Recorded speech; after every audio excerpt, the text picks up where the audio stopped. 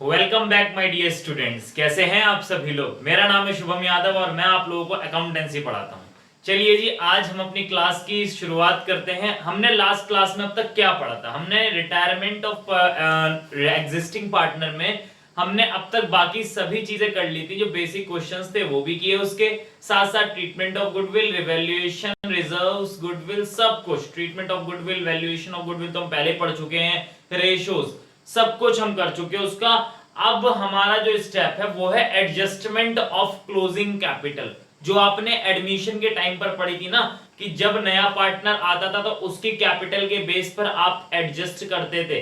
यहां पर भी आपको कुछ एडजस्टमेंट करनी है, लेकिन यहां एडजस्टमेंट इतनी कॉम्प्लिकेटेड नहीं है। आपको कोई फॉर्मेट लिखने की जरूरत नहीं, कोई स्टेप्स, हालांकि मेरे अपने नोट्स में स्टेप्स इसमें भी हैं। मैं नहीं चाहता कि रिवीजन के टाइम पर कोई भी बच्चा ये कहे कि सर हम तो भूल गए, हमें करना क्या था। मैंने अपने नोट्स में ये भी दिया है, लेकिन आप क्वेश्चन को देखते ही समझ पाएंगे आपको करना क्या है। मैं आपकी स्क्रीन पर कुछ क्वेश्चंस लेकर आता हूं। मेरे ख्याल से क्वेश्चन 6 क्वेश्चंस मैंने मार्क किए हैं टोटल। जो 6 क्वेश्चंस टीएस ग्रेवाल से मैं कराऊंगा अभी। 6 क्वेश्चंस कराऊंगा तो नहीं, क्योंकि सब लगभग लगभग सेम से ही हैं। उसमें कुछ क्वेश्चंस मैं कराऊंगा और आप सभी को बाकी क्वेश्चंस होमवर्क में करने, और जिसको नहीं आते समझ में वो मुझसे व्हाट्सएप ग्रुप में पढ़ सकता है। तो भैया वीडियो स्टार्ट करने से पहले लाइक, कमेंट, शेयर, सब्सक्राइब जरूर कर दें और बेल आइकन को भी दबा दें। मैं स्क्रीन पर लेकर आता हूं आपकी कुछ क्वेश्चंस।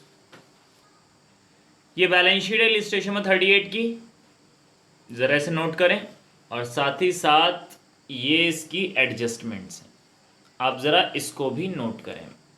ये दिल्ली 2012 की कंपार्टमेंट में आया हुआ क्वेश्चन है, तो इम्पॉर्टेंट भी है और इतना कॉम्प्लिकेटेड नहीं है, बहुत आसान क्वेश्चन अभी करेंगे, बहुत जल्दी कवर कर पाएंगे। ये बैलेंस शीट है और ये इसका एडजस्टमेंट है, ठीक है।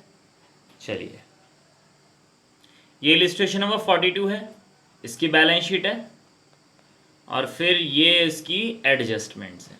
ये ऑल इंडिया 2014 में आया था, मतलब ऑल इंडिया मतलब दिल्ली के बाहर का पेपर, मतलब हमारा वाला पेपर। हमारे सीबीएसई का जो पेपर होता है वो ऑल इंडिया कहलाता है, और जो दिल्ली का होता है वो दिल्ली के नाम से आता है। कंपार्टमेंट होता है तो सी लिखा हुआ होता है उसमें, ठीक है बेटा। एक चीज़ और मैं आपको बता दूं कि इलस्ट्रेशन 42 है, इसके बाद में इलस्ट्रेशन नंबर 41 कराऊंगा। तो जिस सिक्वेंस में मैं आपको क्वेश्चंस दे रहा हूं उसी सिक्वेंस में नोट करेंगे, ध्यान रखिएगा इस चीज़ का। आप चाहे 1 2 3 4 मार्क कर दें, मुझे उससे मतलब नहीं है, लेकिन आप उसी सिक्वेंस में करने वाले हैं। ये इलस्ट्रेशन नंबर 41 है। आपको ये ना कहे कि 42 पहले करा रहे हो 41 बाद में, बेटा मैंने कुछ देखा है इसके अंदर, इसीलिए मैं आपको अलग अलग तरीके से कराने का प्रयास कर रहा हूँ। मेरे हिसाब से करेंगे तो ज़्यादा अच्छे से प्रैक्टिस होगी, वरना अपनी मर्जी से करना चाहें तो आप कर सकते हैं। मैंने 41 42 सभी कराया है।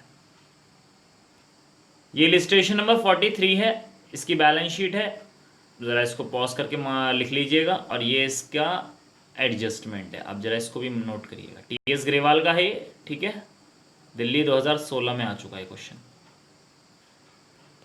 ये इलस्ट्रेशन नंबर 44 है, अब सही दिख रहा होगा, इलस्ट्रेशन नंबर 44। ये भी भैया ऑल इंडिया 2016 में आ चुका है कंपार्टमेंट में। इंपॉर्टेंट क्वेश्चन है और इसीलिए मैं इन सभी क्वेश्चंस को आपके सामने लेकर आ रहा हूँ। थोड़ा थोड़ा करके लिख लेना, पास इसलिए लेकर आ रहा हूँ ताकि आप क्लियरली देख पाएँ, ठीक है। चलिए अगला क्वेश्चन करते हैं। ये इलस्ट्रेशन नंबर 45 है, ज़रा इसको भी नोट करें। इसके आगे का पार्ट ये रहा, इसकी बैलेंस शीट है और ये इसका एडजस्टमेंट, ठीक है, नोट करिएगा। हाँ जी, तो यहाँ पर जरा 38th इलस्ट्रेशन को देखें, उसके बाद हम लोग आगे इस क्वेश्चन को फर्दर कंटिन्यू करते हैं। क्या इस क्वेश्चन के अंदर पढ़ के देखते हैं। Following is the balance sheet of Aruna, Karuna, क्या नाम है, और वरुणा, मतलब अरुण, करुण और वरुण नाम के 3 बंदे हैं। 31 मार्च 2009 को इनकी बैलेंस शीट दी हुई है, और इनके जो प्रॉफिट शेयरिंग रेशियो वो कैपिटल रेशियो है। कैपिटल रेशियो मुझे नहीं लगता दोबारा बताना पड़ेगा, ऑलरेडी एक बार मैं इसका डिस्कशन कर चुका हूं। बैलेंस शीट में हमारे पास क्या क्या दे रखा है, कैपिटल दे रखी है तीनों की, जनरल रिजर्व क्या करना है, जनरल रिजर्व का बटेंगे ये ओल्ड पार्टनर्स के ओल्ड रेशियो में, वर्कमैन कॉम्पनसेशन फंड ये भी बटेंगे। इसके बाद एसेट साइड में ऐसा क्या है बटने वाला, ऐसा कुछ भी नहीं है बटने वाला, गुडविल है ही नहीं, बाकी कुछ भी चीज नहीं है। चलिए जी एडजस्टमेंट पढ़ते हैं। एडजस्टमेंट में क्या है, 31 March 2009 Arun decided to retire from the firm and remaining partner decide to carry on the business. It was agreed to revalue asset and liabilities on the following basis. Arun भैया रिटायर हो रहा है और कहा है कि बाकी पार्टनर्स कंटिन्यू करेंगे अपना बिजनेस। तो हमारे पास कुछ एसेट्स और लायबिलिटी रिवैल्यू हुई हैं, उसे कुछ एडजस्टमेंट्स लिखी हुई हैं। लैंड एंड बिल्डिंग अप्रिशिएट हुई है 30% से, मशीनरी डेप्रिशिएट हुई 20% से, बेड डेप्ट हमारे 17,000 के हो गए हैं। ओ माय गॉड, मतलब 10,000 का प्रोविजन था और आपने 7,000 का फालतू नुकसान कर दिया। कोई बात नहीं। The claim on account of workman compensation वो एस्टिमेटेड टू 8,000 रुपए, मतलब अभी क्लेम 8,000 रुपए रखना पड़ेगा बैलेंस शीट में, तो मतलब बाकी बैलेंस बटेगा, बोले तो 7,000। ठीक, इसके बाद क्या कहा गया आपके 5th पॉइंट में, goodwill of the firm is valued at 1,40,000। Arun share of goodwill be adjusted again capital account. The continuing partner Karun and Varun who have decided to share future profit in the ratio of 4:3।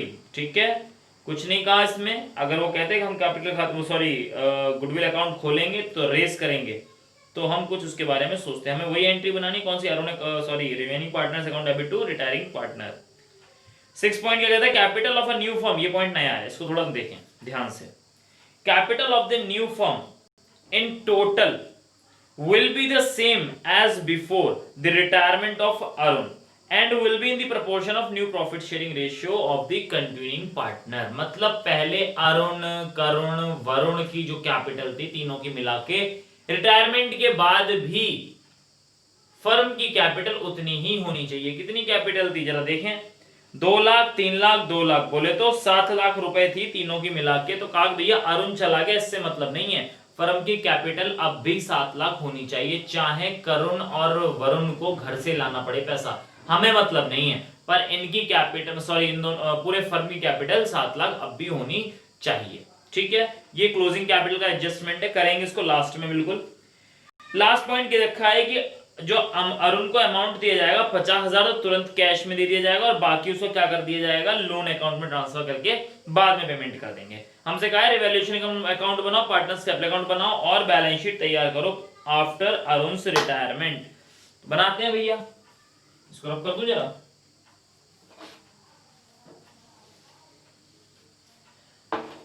Thirty eight है, हमें सबसे पहले revaluation account तैयार करना है।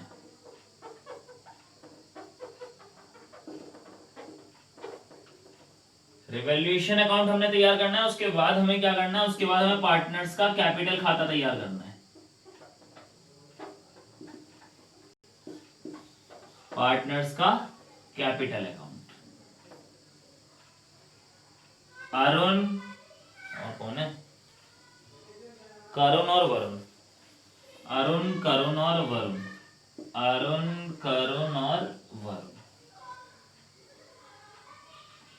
Exam में भैया पूरे नाम लिख कर आना, शॉर्ट कराओ, यहां बस प्रैक्टिस कर रहे हैं। चलिए, और क्या काम से हमसे कहा है कि बैलेंस शीट और बनाओ उसके रिटायरमेंट के बाद की, और हमें लोन अकाउंट भी बनाना पड़ेगा और कैश अकाउंट भी बनाना पड़ेगा, लेकिन हमें कुछ कैलकुलेशंस भी करनी है, इसलिए मैं अभी वो खाते नहीं बना रहा हूं, लेकिन ध्यान रखिएगा हमें वो भी बनाने हैं। स्टार्ट करते हैं अपने क्वेश्चन की, सबसे पहले बैलेंस शीट से ही उठाते हैं।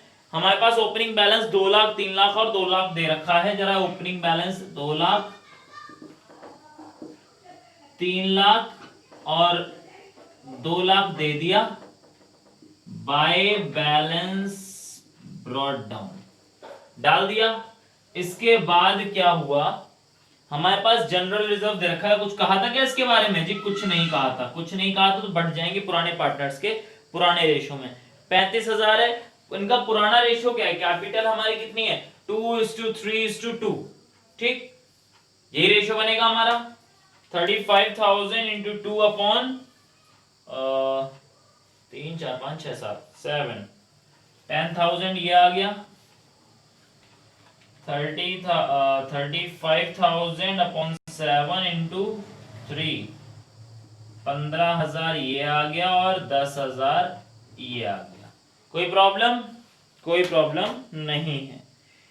वर्कमैन कॉम्पनसेशन के बारे में कहा है कि 8,000 रुपए आपको अब भी एस्टिमेशन रखना पड़ेगा। तो मतलब 7,000 रुपए आपको वर्कमैन कॉम्पनसेशन फंड के बांटने पड़ेंगे। कितने? 7,000 रुपए। तो बोले तो कितने? 2,000 ये, 3,000 ये और 2,000 ये। ठीक। इसके बाद क्या कहा हमसे? सन्ड्री क्रेडिटर्स के बारे में कुछ करना नहीं है। अब जरा एडजस्टमेंट पे आते हैं। लैंड और बिल्डिंग हमारी 30% से बढ़ गई। 2 लाख था, 3 to 6, 60,000 से बढ़ गई। बाय लैंड एंड बिल्डिंग 60,000 से बढ़ी है। उसके बाद क्या हुआ है? मशीनरी हमारी 20% से घट गई। 3 लाख की 3 to अरे क्या कर रहा हूं, 3 to 6 सही है, 3 to 6, 60,000 से ही घटी है मशीनरी। 60,000 से घट गई। इसके बाद क्या कहा? देयर वाज एन बैड डेप्ट ऑफ 17,000 रुपए के बैड डेप्ट हुए हैं। माय डियर, पहले कितने के प्रोविजन आपके पास थे? 10,000 के थे। तो कितने का नुकसान अब आपको हो गया? अब आपको हो गया टोटल मतलब 17,000 का नुकसान। तो मतलब 7,000 आपके एक्स्ट्रा। तो 2 बैड डेप्ट्स 7,000 के। ठीक है, क्योंकि 17,000 और पहले प्रोविजन कितना था? कोई ये ना कहे कि प्रोविजन फॉर डाउटफुल डेट्स और इसमें कोई फर्क है या ऐसा कुछ है। ऐसा कुछ भी नहीं है, क्योंकि प्रोविजन फॉर डाउटफुल का मतलब है आपने ये अंदाजा लगाया था पैसा डूब जाएगा, इतना डूब सकता है, लेकिन हकीकत में डूब 17,000 गए। तो आप 7,000 का नुकसान रिकॉर्ड करोगे कि नहीं करोगे?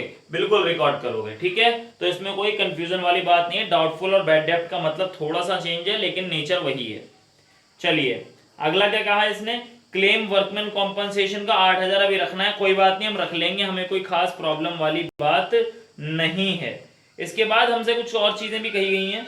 गुडविल हमारे पास 1,40,000 का दे रखा है और उसके बाद हमसे कहा है कि इसको एडजस्ट करें पार्टनर्स कैपिटल अकाउंट में। अगर वो नहीं भी कह रहा तो भी हम एडजस्ट करने वाले थे। किसका शेयर? अरुणा का शेयर। जरा बताएं रिमेनिंग पार्टनर कौन है?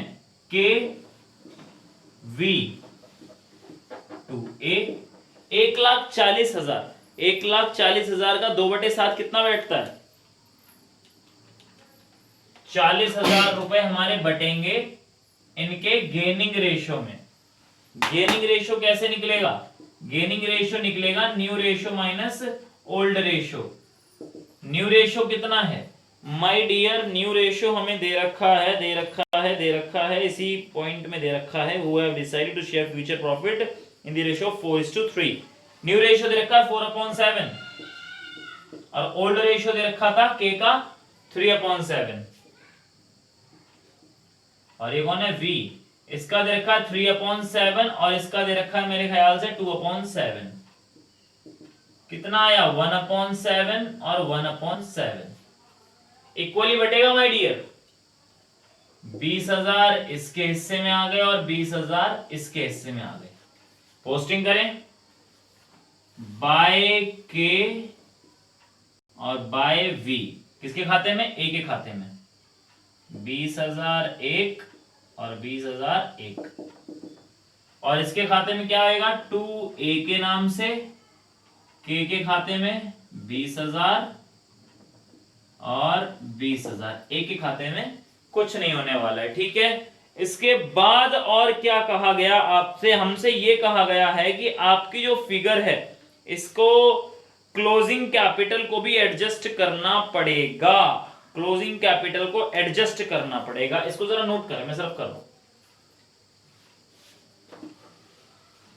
हमसे ये कहा कि क्लोजिंग कैपिटल जो इनकी है वो वही होनी चाहिए। दोबारा पढ़ें इस पॉइंट को। क्या कहा इसने? Capital of a new partner in total will be the same as before the retirement of Arun and will be the new profit sharing ratio of continuing partners. इसके रिटायरमेंट से पहले जो भी कैपिटल इनकी थी क्या थी? 1 2 3 3 4 5 6 7 7 लाख थी टोटल कैपिटल। हमसे कहा कि इसके रिटायरमेंट के बाद, हमें तो ये बात पता है कि एक बंदा जा रहा है तो कुछ ना कुछ कैपिटल जरूर कम होगी, लेकिन ये कहा क्वेश्चन में कि इसके जाने से ना कैपिटल पे कोई फर्क नहीं पड़ना चाहिए, 7 लाख ही होगी और वो भी इनके न्यू रेशो में। बनाए जरा वर्किंग नोट। पहला वाला हमारा वर्किंग नोट 1 था, ये वर्किंग नोट 2 है। कैलकुलेशन ऑफ क्लोजिंग कैपिटल कैसे निकलेगा इसमें भाई? बिफोर टोटल कैपिटल, बिफोर कौन है ये? अरुण रिटायरमेंट कितनी थी जी? 7 लाख थी।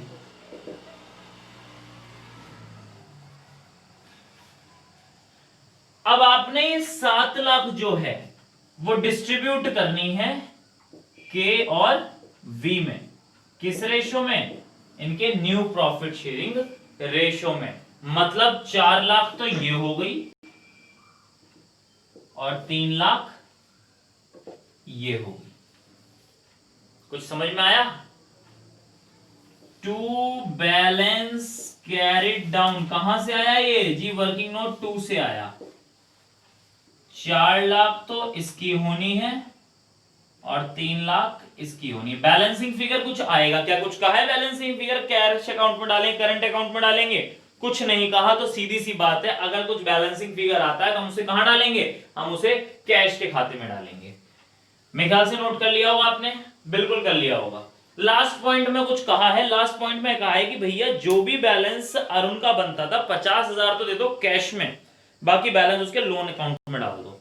तो अरुण के खाते में जो भी बनता था, तो पहले तो मैंने कैश पकड़ा दिए 50,000 का, बाकी जो आएगा उसके लोन खाते में जाएगा। कुछ समझ में आती है बात? नहीं आती? बिल्कुल आती है। जरा खाता बंद करें, रिवैल्यूएशन अकाउंट बंद करते हैं पहले। लॉस आएगा माय डियर।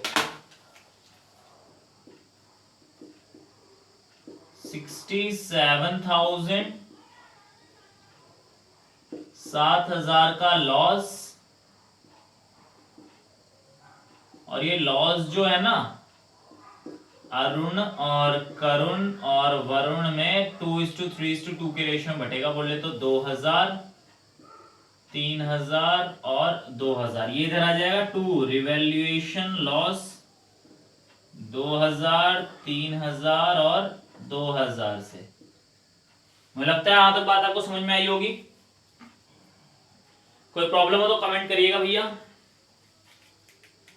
अब क्या करना है? अब कुछ तो बचा नहीं है मेरे ख्याल से, अब कुछ और बचा हुआ हमारे पास नहीं है। तो मैं इसको रब करें जरा, मुझे कैश अकाउंट की जरूरत पड़ेगी। इसको मतलब नोट कर लीजिएगा, मैं रब कर रहा हूं। अब मैं बना रहा हूं कैश अकाउंट, और यहीं पर ही मैं आपके साथ लोन अकाउंट भी बना दूंगा। लोन अकाउंट छोटा सा बनेगा, कोई इसमें प्रॉब्लम वाली बात नहीं आएगी। कैश अकाउंट का ओपनिंग क्या है मेरे पास?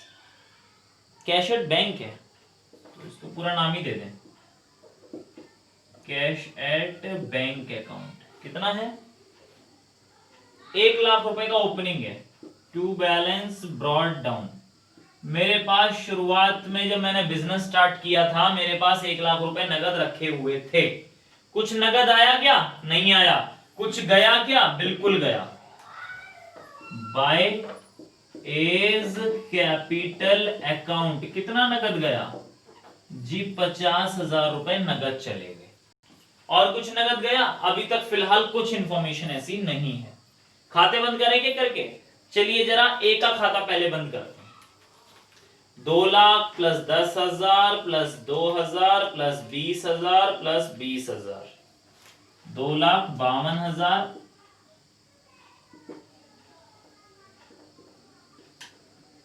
माइनस करें जरा।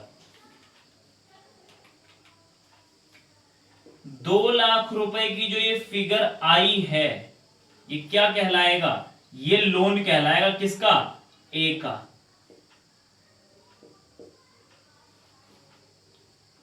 जरा बनाएं ए का लोन खाता।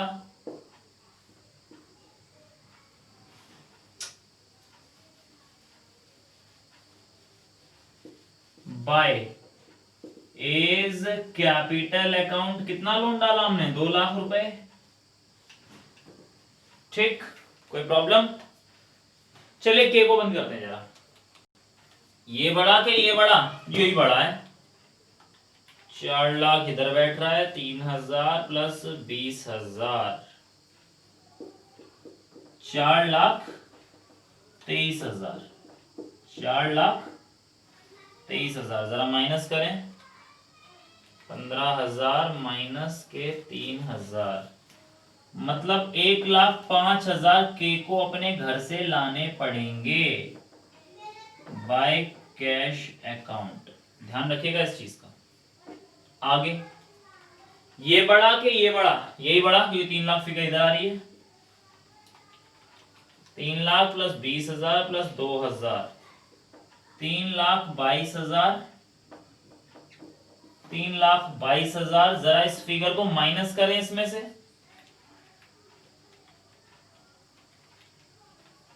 1,10,000 रुपए इसको भी लाने पड़ेंगे कैश में।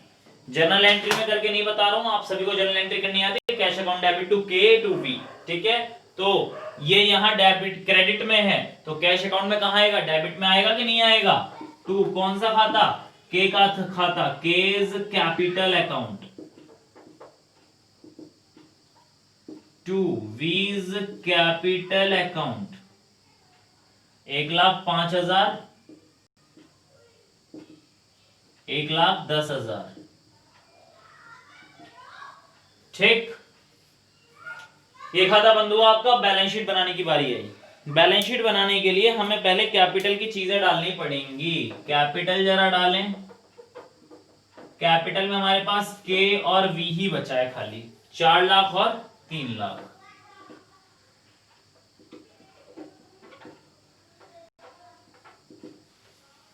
ठीक है। और क्या है?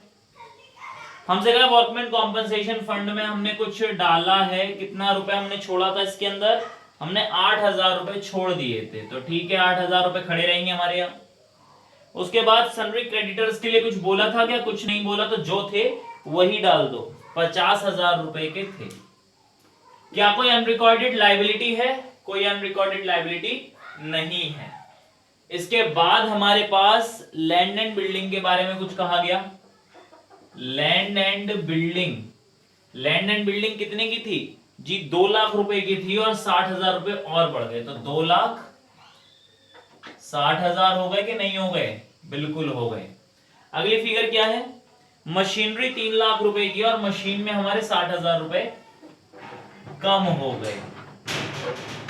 3 लाख की थी, 60,000 कम हो गए, 2,40,000 रुपए हमारे हो जाते हैं। ठीक। क्लोजिंग स्टॉक के बारे में कुछ बोल रखा है क्या? कुछ नहीं बोला, तो क्लोजिंग स्टॉक की जो स्थिति थी वैसी की वैसी ही कॉपी हो जाएगी, 1 लाख रुपए। अब जरा मुझे ये बताएं, डेटर्स के बारे में थोड़ा सा पॉइंट यहां दिमाग लगाने वाला है। डेटर्स की फिगर दे रखी है आपकी 1,10,000, जिसमें से प्रोविजन से 10,000 के और हमने 7,000 के बैड डेट और बढ़ा दिए। कहने का मतलब 17,000 रुपए डूब चुके हैं। क्या माइनस करके दिखाऊं कुछ? बेटा डूब चुके हैं। ध्यान रखना इस बात का। जब प्रोविजन होता है या रिजर्व होता है तब हमें शक होता है या फिर 1% उम्मीद होती है कि हाँ पैसा मिल जाएगा।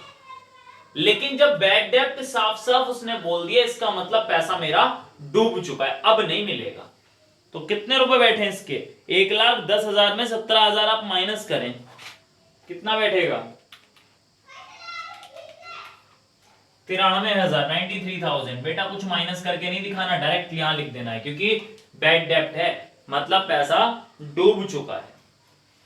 इसके बाद आपके पास आता है कैश एट बैंक। रुक जाओ जरा, यहां पर कैश एट बैंक के लिए आपको इसको बंद करना पड़ेगा।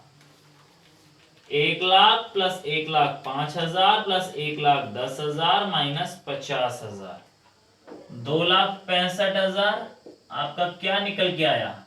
बाय बैलेंस कैरिड डाउन कितना आया? 2,65,000। ये भी बंद कर दो। 2 लाख थे,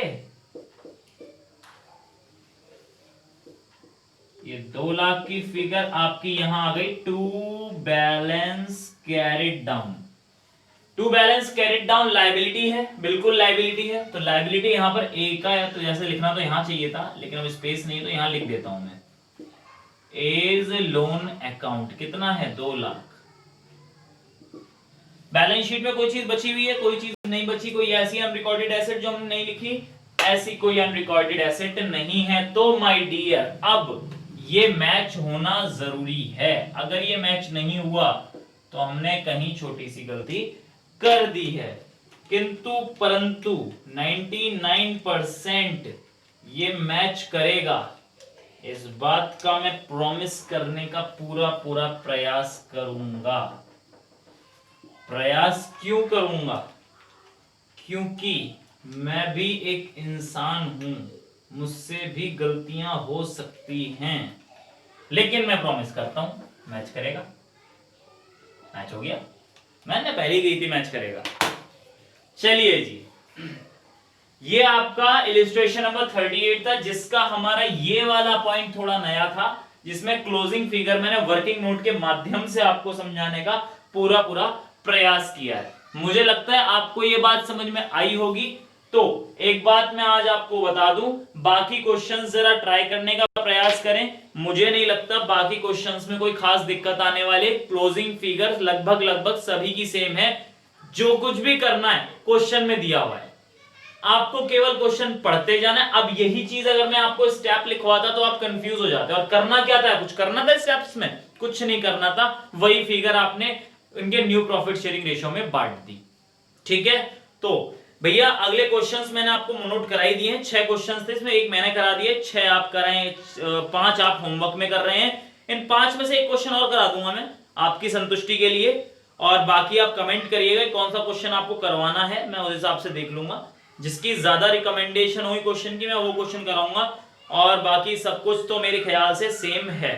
ठीक, तो अब मेरी एक क्लास और बची हुई है, जिस क्लास में मैं आपको एक आखिरी क्वेश्चन और कराऊंगा, उसके बाद मेरा यहाँ पर retirement of an existing partner खत्म हो जाएगा और डेथ शुरू हो जाएगा। Death of an existing partner मैं अगली क्लास से, अगली क्लास मतलब परसों की क्लास में स्टार्ट करूंगा। ठीक है, तो आज के लिए इतना ही। अगर कोई गलती रही हो तो भैया माफी चाहता हूं उसके लिए। Thank you very much, have a nice day.